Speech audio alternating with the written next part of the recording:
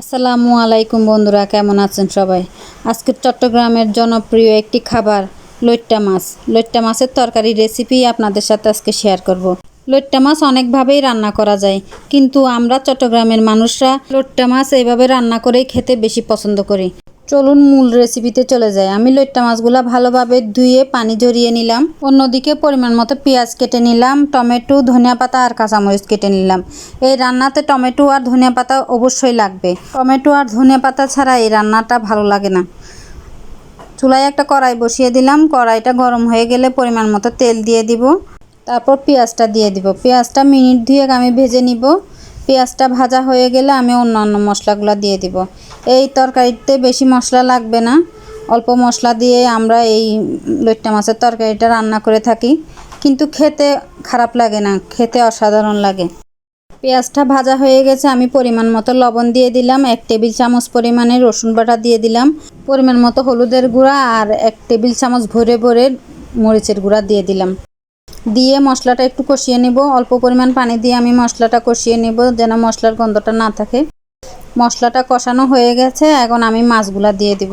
মাছগুলা দেওয়ার পর মশলার সাথে মাছগুলা একটু ভালোভাবে মিশিয়ে নেব। এরপর আর বেশি নাড়াচাড়া করা যাবে না, কারণ মাছটা ভেঙে যাবে। তাই লইট্টা মাছ নরম, তাই বেশিক্ষণ নাড়াচাড়া করা যায় না। মশলার সাথে মাছটা মিশানো হয়ে গেছে, এখন টমেটোগুলা দিয়ে দিব। টমেটোগুলা দিয়ে পরিমাণ মতো পানি দিয়ে আমি রান্না করে নিব 10 মিনিট মতো।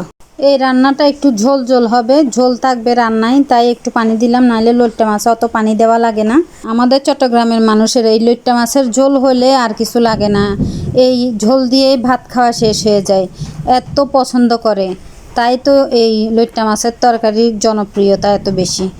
আমার এই রেসিপি যদি ভালো লেগে থাকে লাইক কমেন্ট শেয়ার করে পাশে থাকবেন, আর বাসায় একবার হলো বানিয়ে দেখবেন চট্টগ্রামের ঐতিহ্যবাহী লইট্টা মাছের তরকারি। 5 মিনিট পর ঢাকনাটা সরিয়ে আমি একটু নেড়ে দিব, একটা কাঠির সাহায্যে নেড়ে দিব, আর লবণটা চেক করে একটু লবণ দিয়ে দিব।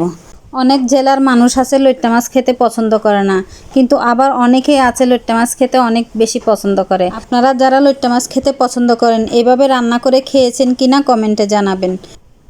যদি না খেয়ে থাকেন একবার রান্না করে খেয়ে দেখবেন, দেখবেন খেতে অসাধারণ লাগে। গরম ভাতের সাথে লইট্টা মাছের তরকারি, আহ কি শান্তি, কি শান্তি।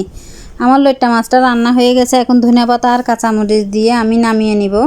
ধনিয়া পাতা আর কাঁচামরিচ দিয়ে বেশিক্ষণ রান্না করা লাগবে না, 2 মিনিট মতো রান্না করে আমি নামিয়ে নেব। আমার রান্নাটা কমপ্লিট, আপনারাই বলুন দেখতে কেমন হয়েছে। আলহামদুলিল্লাহ, দেখতে অনেক ভালো লাগতেছে, খেতেও ইনশাল্লাহ ভালো হবে।